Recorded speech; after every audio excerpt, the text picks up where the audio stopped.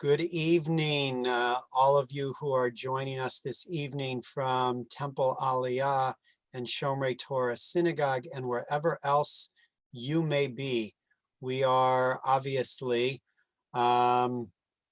moved to be here with all of you and just sad that we have to be on a Zoom screen and bringing this to you live from wherever it is that you're sitting. There are certain moments that demand for community to gather together in person. And Yom HaShoah is one of those moments. And yet the reality tells us that we can't be together. So hopefully we can get to be together with each other on screen and in the manner in which is safe for us and for all those who are around us. On the screen with me this evening, my colleagues, Rabbi Stuart Vogel and Rabbi Shana Golko, and our rabbinic intern who put this entire program together. We are so grateful to Rabbi Hannah Estrin and our magnificent Chazanim, Chazan Mike Stein and Ron Snow. There may be more to join us this evening. We're going to be coming in and going out and coming in and going out. And we hope that you can follow along as our evening proceeds, as it will be a bit confusing, but we're going to try to do the best that we can. I just came across an article recently that the movie from 1998, Paper Clips, is going to be shown live streamed for free in all sorts of capacities. And it struck me as an interesting thing to show, because for those of you who remember or don't remember the movie, it was a story about a group of 8th grade students in a small town in Tennessee who were learning about the Holocaust and the enormity of the loss of 6 million Jewish lives. And the students couldn't come and grapple with the enormity of the numbers. And so what the teacher had them do is to come up with this project where they collected 6 million paper clips, and then found one of the cattle cars that the Nazis used to bring Jews to Auschwitz or one of the other camps. And they placed all of the 8 million paperclip, 6 million, why do I keep saying 8 million? 6 million paper clips into that cattle car. And it was a way in which the numbers meant something to the students and to all of those who have, and all of us who have seen that film. And I was thinking about it because we're confronted every day by numbers. Every time we open up the newspaper, listen to the news, we're confronted by the numbers of people who unfortunately have taken ill to COVID-19 or who have died from COVID-19. And some weeks ago, I was reading an article by the columnist Jason Gay in the Wall Street Journal, and he said, numbers and percentages have now become names. And that's one of the things that we need to remember when we gather together this evening and in other times like this, that it's not just the 6 million that we remember, it's the individual people who lost their lives, the individual members of families who were husbands and wives and brothers and sisters, who were friends and cousins and aunts and uncles, who are no longer with us because of the enormous cruelty of the Nazis and what Nazi Germany did to the Jewish people. So I want to just make sure that this evening, as we gather together to commemorate the Shoah and remember, that we don't just remember the 6 million, but that we remember the individuals. And that's exactly what Hannah has done for us tonight. So with that, I want to turn our program over to Rabbi Estrin, who is going to guide us in this evening's program.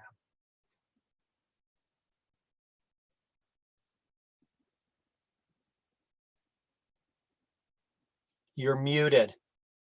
You have to unmute. There you go. I want to welcome two of our men's club's members from Temple Aliyah and Shomrei Torah. We have Mitch and we have Rick, who there he is. Okay. Welcome, gentlemen. Thank you. You're on. Okay, we're here now as a community to light our yellow candles for Yom Hashoah in memory of the 6 million Jews who lost their lives in the Holocaust. I represent the Men's Club of Temple Aliyah, and Mitch represents the Men's Club of Shomrei Torah Synagogue. I will read a poem, and Mitch will read a blessing, both of which were written by Ron Adler. Who am I to speak of a time, of families crushed, of crimes of mankind, of children in hiding and living in fear, of mothers trying to hide all their tears, of fathers praying to an empty heaven, of people dying again and again? Who am I to know what it was like to be persecuted by day and trapped by the night, to be surrounded by a world turned upside down, to be starved and tortured and beaten to the ground, to witness a nation of hate marching past, to see all their dreams broken and shattered like glass? Who am I to mention their suffering and pain, the ghettos, the camps, life and death inhumane? I wasn't even born, I wasn't even there. It happened long ago. It could never happen here. Who am I to know what God had in mind when the virtues of man were buried alive, when good lost to evil and hope turned to despair, when hell upon earth seemed everywhere? Who am I to let their memories be forgotten, to say and do nothing as if it never happened, to forsake the loss of our Jewish family, to live in a world of complacency? If available, please get ready to light the yellow candle sent to you by the men's clubs. And Mitch will do the blessing. We light this yellow candle to rekindle God's flame, to shine his light upon the world once again, to sanctify the memories of the millions of souls, to honor their prayers and all their lost goals. We bless their existence by being alive, to light this yellow candle as proof we survived.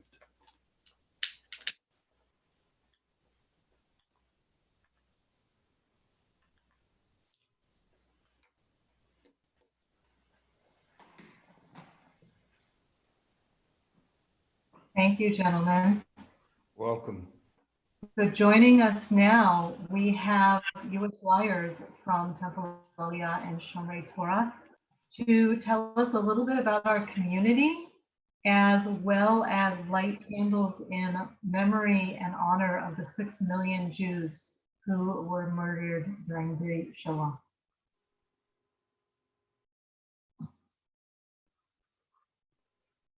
You guys all have to unmute yourself. There you go. Is it me? Do I need to start? Yeah. Okay. 6 million murdered, more than 1/3 of the Jewish population of the world, and their accompanying culture, memories, and hopes snuffed out. The whole world stood by silently. Among them, innocent children, the aged and the sick, the defenseless and helpless. 6 million murdered. We must not forget them. Their deaths must not be in vain, and we must never let this happen again. In our tradition, we light a yahrzeit candle for the death of our beloved ones. Tonight, we light yellow yahrzeit candles to remember those forced to wear yellow stars, because they were Jews. This year, the U.S. Flyers of Temple Aliyah and Shomrei Torah spoke with some of our survivors and the relatives of survivors in our communities. These U.S. Flyers are with us this evening to share just a moment of their experience and light one of 6 candles, each representing one of the 6 million Jews.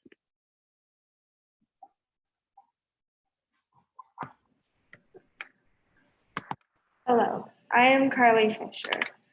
I light this candle in memory of helpless infants, children, and teenagers whose lives were cut down like young trees before their time.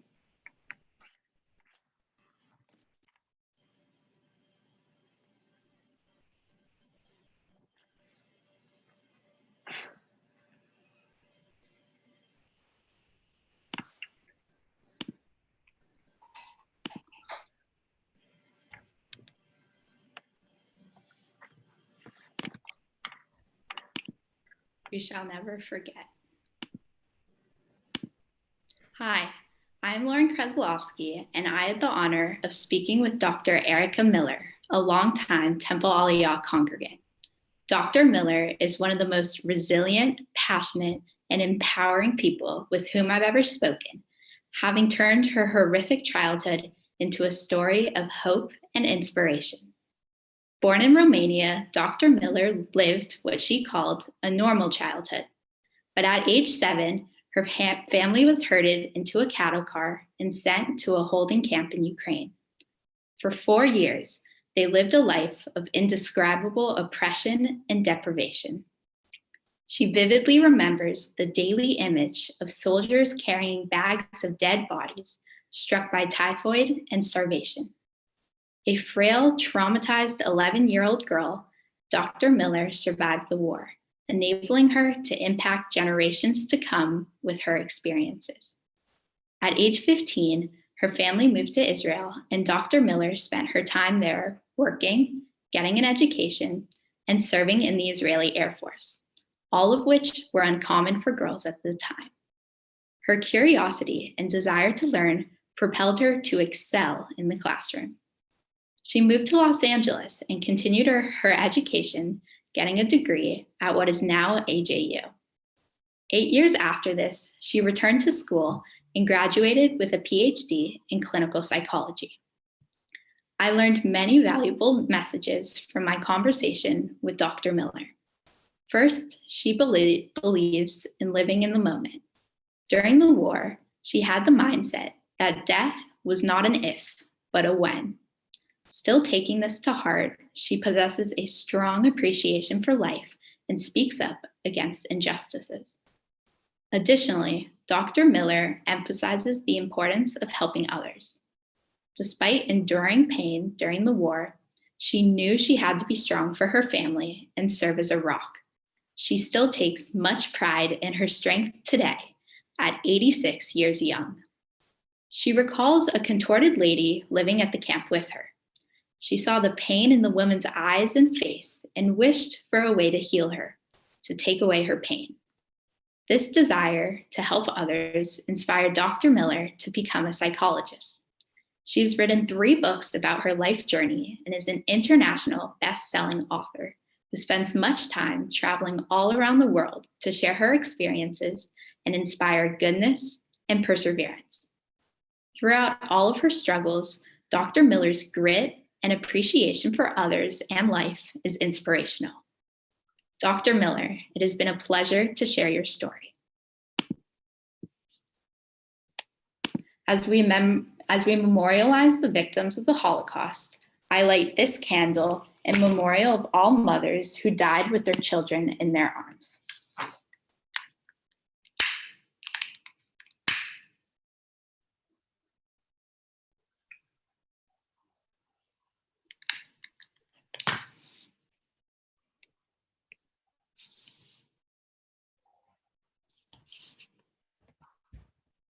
We shall not forget.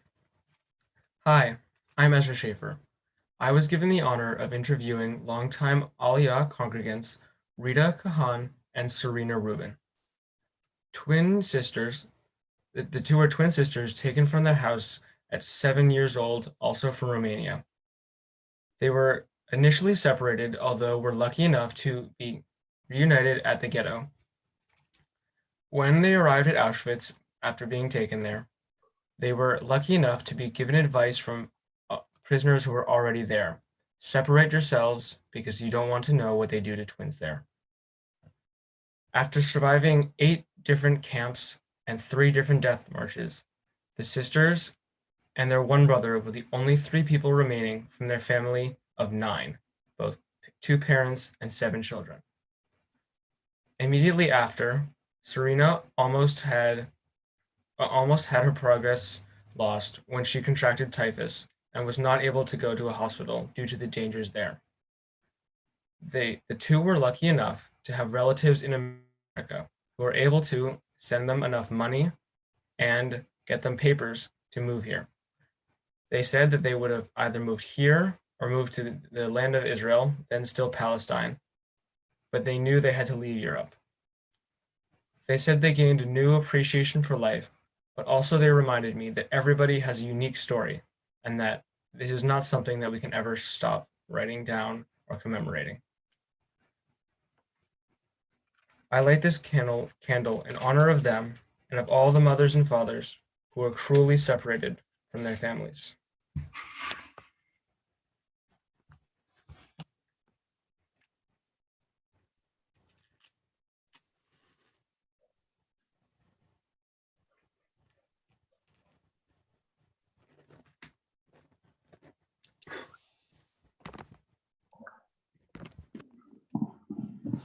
Okay. Shalom, I'm Ariella Klempner. I'll be sharing the story of Holocaust survivor Joe Gutman. Joe Gutman was one of 9 children and was raised in Hungary, where his father was a butcher. When the war started, Joe's father knew that it was unsafe for his family, so he sent his children to an orphanage run by the Red Cross. In this orphanage, there was children from all over Europe who were affected by the Holocaust. Joe's sister, who worked in the kitchen, would hide extra food for him because Joe was a picky child. One memory Fran Gutman, Joe's wife, shared with me was that Joe hated split pea soup. He really hated split pea soup. And when he was in the orphanage, he would always get fed split pea soup. So when he became a father and his children were eating split pea soup, and he smelled the split pea soup and ate the split pea soup, all of his memories from the orphanage came back. But he knew that as a father, his children looked after him and saw that what he was doing and copied it. So he knew that he had to go through eating the split pea soup in order for his children to eat healthier. So Joe was an amazing man, his wife explained. When he came to Canada when he was about 12 years old, and he saw little children being picked on, he always knew he had to step up for them because other children stepped up for him when he was bullied in his orphanage.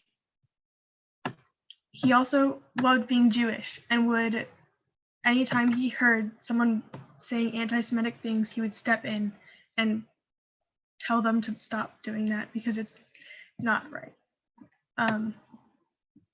Joe was an amazing husband and an amazing father, and will be remembered forever.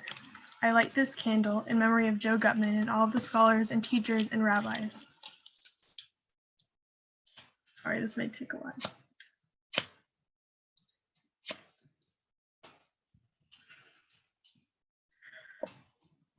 The next person wants to go because this is going to take a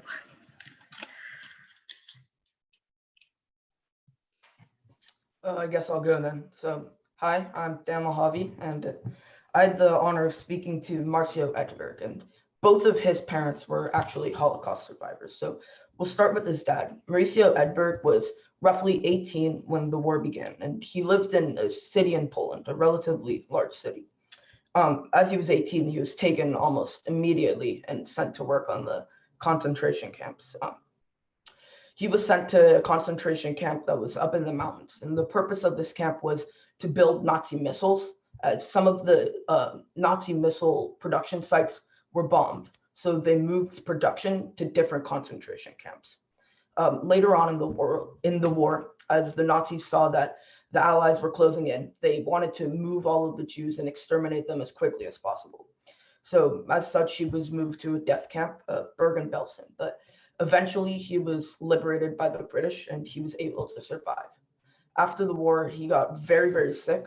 So he went to Sweden, and in Sweden, he was taken care of and all of his needs were taken care of. Now, Marcio's mom, Barbara Edberg, was a lot younger. She was roughly 5 when the war began. And she wasn't taken immediately, but she was taken to a concentration camp. And eventually, towards the end of the war, she was liberated by the Russians.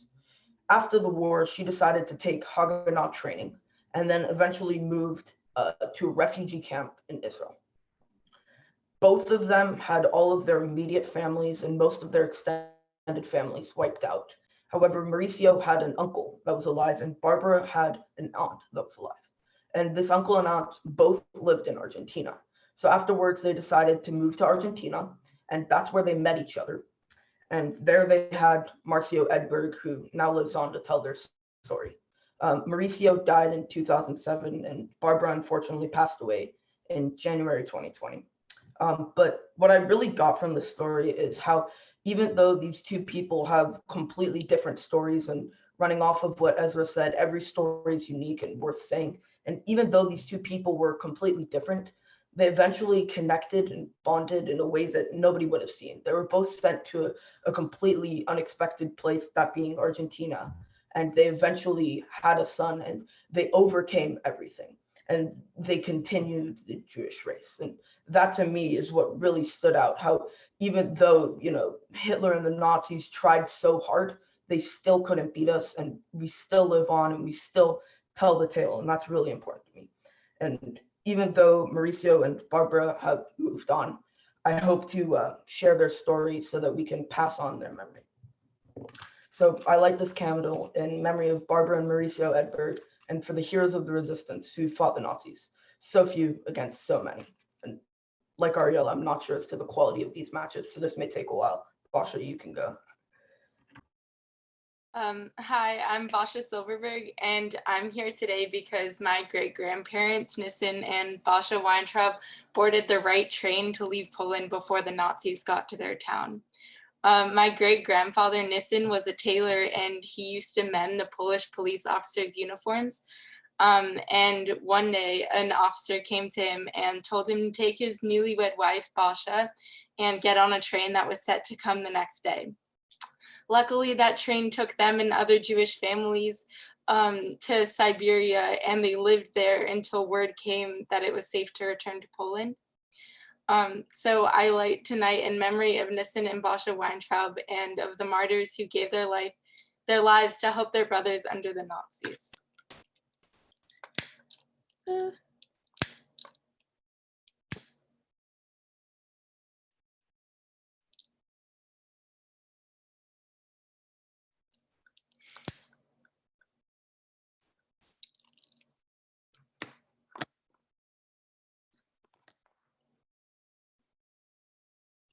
Thank you to all of our USYers for bringing us some stories and memories of those who are no longer with us.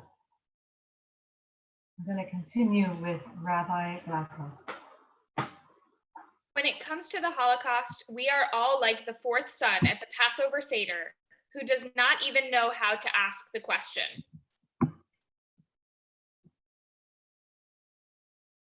Rabbi Vogel.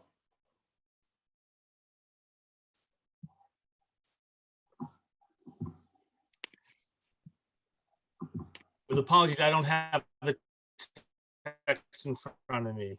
Okay.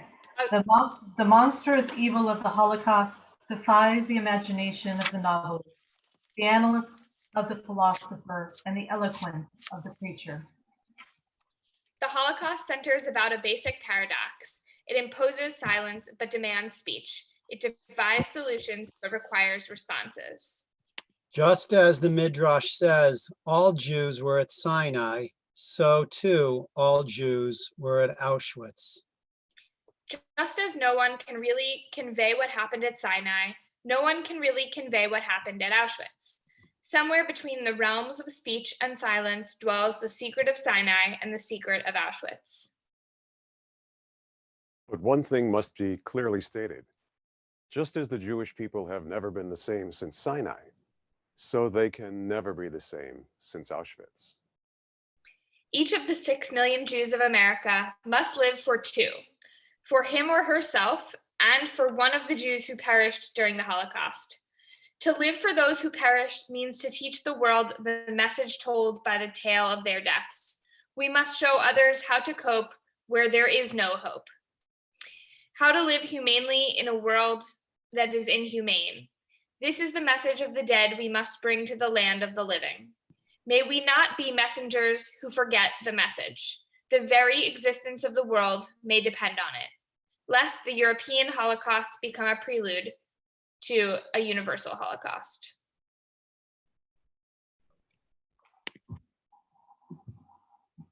Mike, you're muted. Everyone's dream. Okay, that's probably everyone's dream. We must now live up to the meaning of the name of our people, Israel. Only after Jacob wrestles with God and man prevails is he called Israel. We must pull God out of hiding and strive with God until all slaughter and threat of slaughter ceases, until God causes us to be blessed, until God bestows upon us a peace other than the peace of the dead, lest God's eclipse become a blackout. We must strive until we are restored to a rightful claim to the image of God, lest human beings, in denying the divine spark within them, become beasts too cruel to reform. Our generation has come to know humanity as it really is. Human beings invented the gas chambers of Auschwitz. However, human beings are also those who entered those gas chambers with dignity and with the affirmation of Ani Ma'amin on their lips. To be a Jew means to perceive light in darkness, to hope when in despair, and to live humanely in an inhumane world.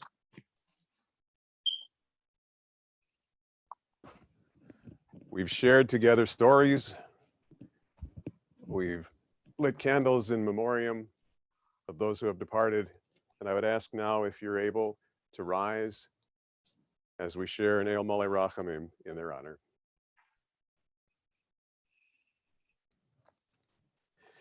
El Malei Rachamim Shochein B'Meromim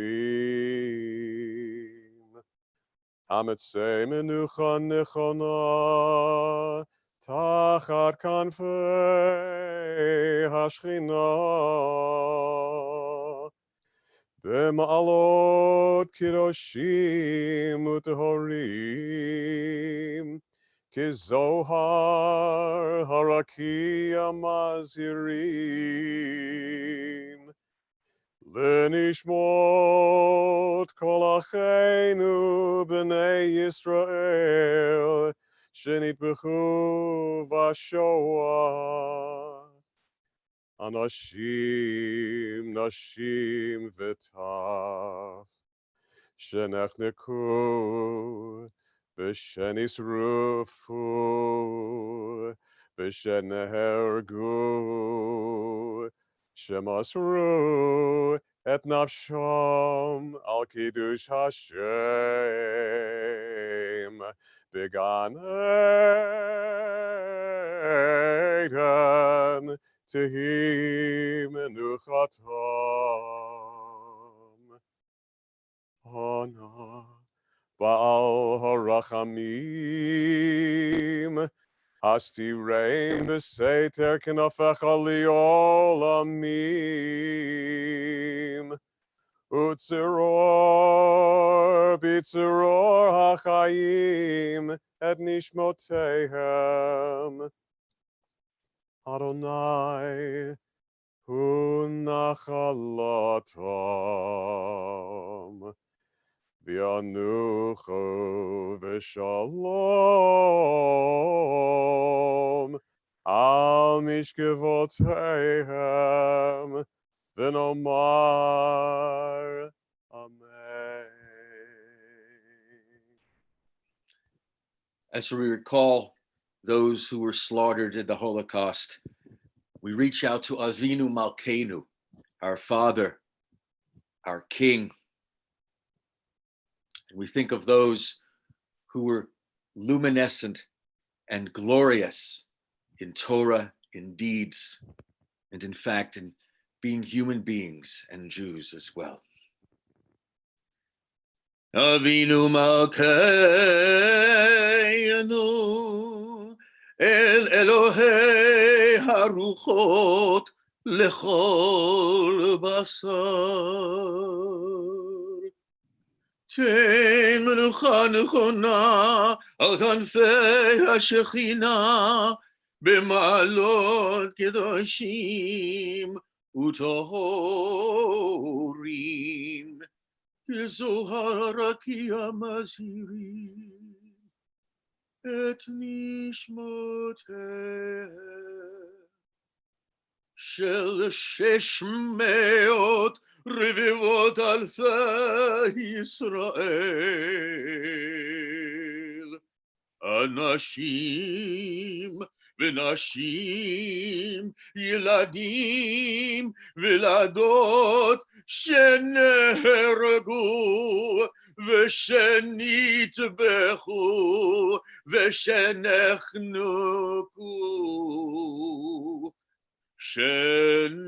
שנקברו חיים בידי מפלצות הצוררים בגלות ארוכה.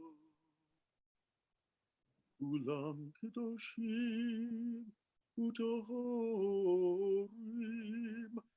בהם גאונים וצדיקים, ארזי הלבנון וידירי הטוב.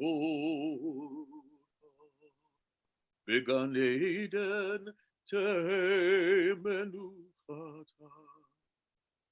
לכן בעל רחמים ישרוד בצרור החיים את נשמותם, אדוני הוא נחלתם.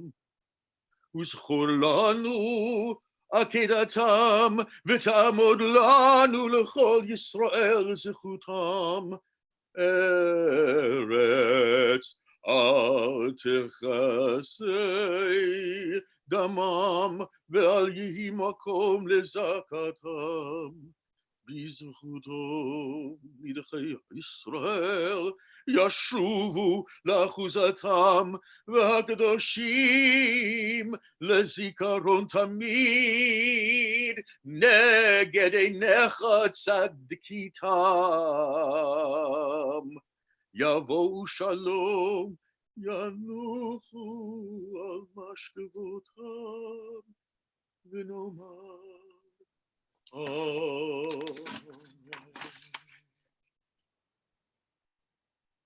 We remain standing as we recite the Mourner's Kaddish, and after each section, we name the camps.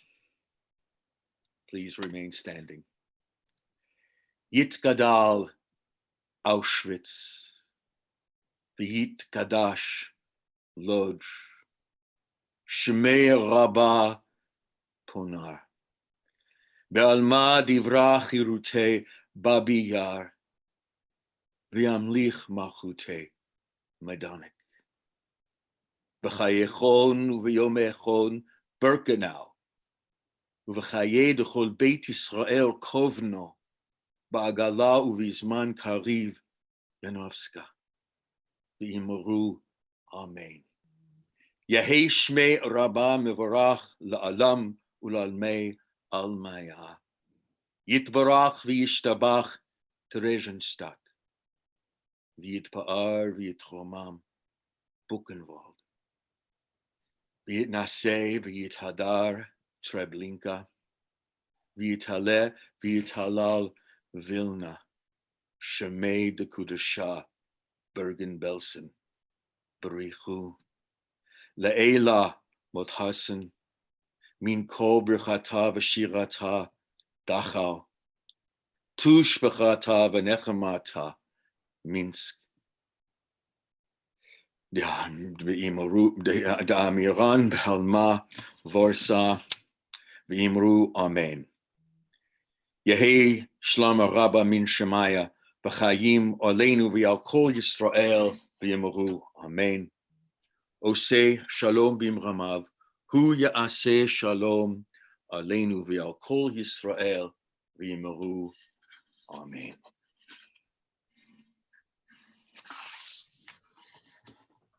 Amen. So it occurred to us that the story of the Holocaust, the Shoah, doesn't end by remembering the people's lives and stories that were lost, unless we take something from that learning into our future. So tonight, we have Remember the Victims, and we're ensuring that their names, their lives are never lost. But tomorrow and every day of our lives, we have the power to make sure that something like this never happens again. And I wanted to take a few minutes and share with you a story, my favorite story, of a woman named Irina Sendler. And in some ways, this is a story that starts in 1999, when a rural Kansas teacher encouraged 3 teenagers to work on a year-long national history project by finding somebody who would fit the motto, "He who changes one person changes the entire world." And these 3 teens set out to learn about Irina Sendler. It was a journey which would change their lives, her life, and the life of millions of others. Irina Sendler was 29 years old when the Germans invaded Warsaw in 1939. Using her position as a non-Jewish social worker, she visited the Warsaw Ghetto frequently. Eventually, Irina and her network joined the Zagota, a Polish underground resistance movement, and together they began smuggling children out. They would enter the ghetto and with great difficulty convince the parents to give their children over, knowing that they would never see their child again. Irina and her parents, her partners, would then adopt the children into homes of Polish families or hide them in convents and orphanages. Of the children's real names and put those lists in jars, burying those jars under an apple tree. Someday, she hoped she could dig up the jars and find the children to tell them their real identity. Taking what they had learned from their story, these 3 girls wrote a play about her life called Life in a Jar, which was performed at their high school, won the competition, and later was performed across the street and now across the country. In the performance, they discovered that Irina was still alive, and in 2001, they traveled to Poland to meet her. Because of 1 teacher and 3 girls, the story of Irina Sendler is now well known. Because of Irina and her partners, more than 2,500 Jewish children were saved from the Nazis. Irina said to the girls when they came to visit, one very important thing: heroes do extraordinary things. What I did was not an extraordinary thing. It was normal. But it was extraordinary. And in the parlance of Holocaust, Irina was a righteous Gentile. She was what today we call an upstander. Irina stood up and said no. She stood up against discrimination in a time of fear and uncertainty. She would not let someone be persecuted for who they were.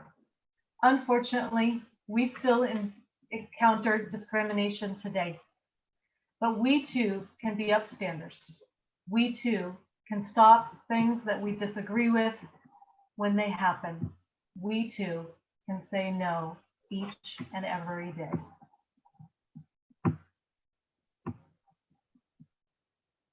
Rabbi Vogel.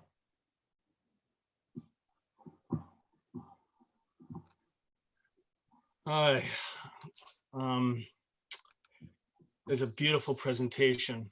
It's a reminder that in the darkest of times, that we discover the true character of people. During the Shoah, we had righteous Gentiles who risked their lives to save Jews, or there were those who used Nazi laws and mandates as an excuse to unleash their own anti-Semitism. We have the choice to be bystanders or upstanders. Upstanders believe that their actions can make a difference. Whether it's to change a situation, change an attitude, or inspire others to actions, upstanders know that any movement begins with the actions of a single person. Bystanders, on the other hand, don't understand that their decision to do nothing also makes a difference. Rabbinic tradition teaches us that silence is tantamount to agreement. The claim I didn't do anything is not always a plea of innocence. Sometimes it's a condemnation. We know the power of fear. It has the ability to transform seemingly innocent people into perpetrators of hate.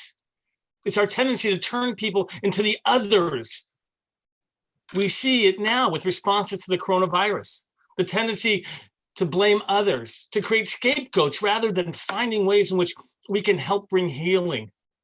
If there ever was a time for the human race to come together to fight against an enemy, it's now against the coronavirus, and not to create others. One message of the Holocaust is that we cannot let fear have us turn any other human beings into an other. Every human being is made in the image of God. By remembering the 6 million Jews, we who were murdered during the Shoah, we remember the dangers of hatred. We remember the danger of creating scapegoats. We remember the danger of evil, but we also remember the danger of being a bystander. One of the things that's defined us as a people is the belief in a better future. It's our belief in hope. At the Seder we recently celebrated, we opened the door for Elijah because we believe in a better future. We believe that the past can actually direct us and guide us. We must learn, we must teach and inspire. And those who came before us, those who perished during the Holocaust, their memory should be for a blessing, to help with that sense of hope. The words of Ani Ma'amin have always inspired the Jewish people. I believe, we believe that we can make a difference, that people did not die in vain, that their deaths should mean something to us today and always to make a difference in this world. Ani Ma'amin, I believe.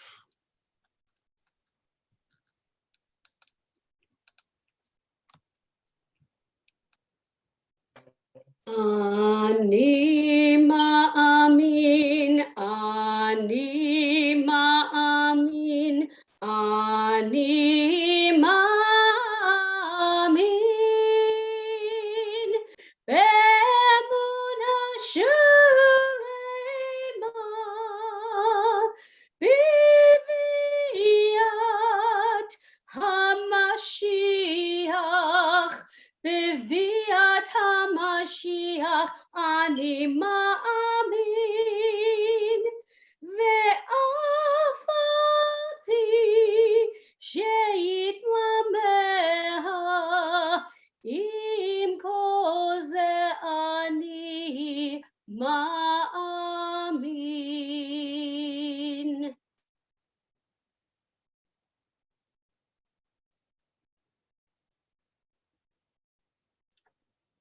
Judaism is built on the foundation of memory. It's what we do during the Yizkor service when we remember our own individual family members who shaped our lives and left us a legacy to live for. We remember Shabbat Zachor, what Amalek, the enemy, did to our ancestors when they left Egypt. We remember on Pesach, Yitziat Mitzrayim, and the fact that God took us out of Egypt and brought us to Sinai to become a covenantal people. Memory infuses everything that Jews do and all whom we are. Tonight is just one of many examples of the performance of memory. In our deeds of coming together this evening as two communities, Temple Aliyah and Shomrei Torah Synagogue, in our actions, as Rabbi Vogel just spoke a few minutes ago, of how we become upstanders and make a difference in the lives of those around us, and in our speech, in the way in which we use song and prayer as a way of remembering the lives of those countless many who are no longer here. the performance of memory as long as we Jews continue to come together. Even in these very difficult times, such as now, when we can still overcome the challenges of COVID-19 and gather together as a community that cares and respects one another and that takes the values of Torah to determine the nature of our life and the world in which we live, then the lives of the 6 million will not be for naught. That we, in our actions, in our speech, and in our behavior, have the power to transform and to transcend. May we go from this moment, this Yom HaShoah, in strength and renewal of hope, as Chazan Hasselkorn just sang, to continue believing, to continue have faith in our people, in our community, and in the world. Thank you so much for joining us this evening in commemoration of the 6 million, and may we gather together soon in celebration of our lives and of the miracle of Jewish life today. Amen.